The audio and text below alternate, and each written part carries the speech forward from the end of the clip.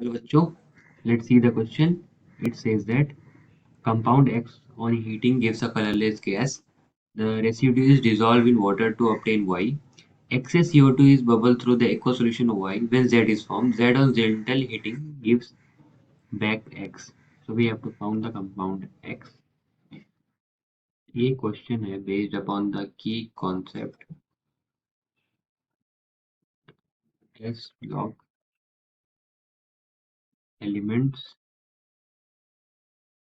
Okay, अब इस question में एक बहुत ही इंपॉर्टेंट पॉइंट है that excess CO2 is bubble through aqueous solution of Y.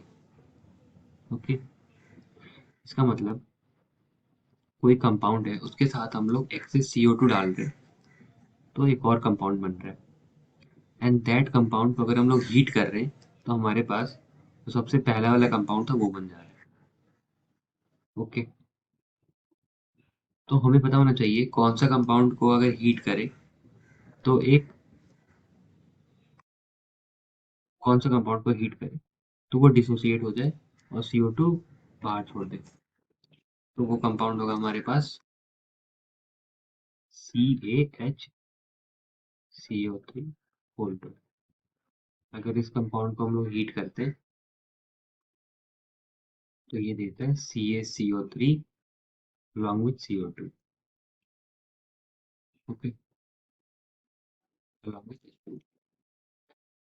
अब हमें पता है ये कंपाउंड का फॉर्मेशन कैसे होता है। ये कंपाउंड का फॉर्मेशन होता है when we react CaOH whole twice को CO2 से। हम लोग जब रिएक्ट कर रहे हैं एक्सेस ऑफ CO2 से तो CaHCO3 बनता है जो कि हमारे क्वेश्चन में गिवन था, विच मीन्स अभी तक हमारा प्रोडिक्शन सही जा रहा है।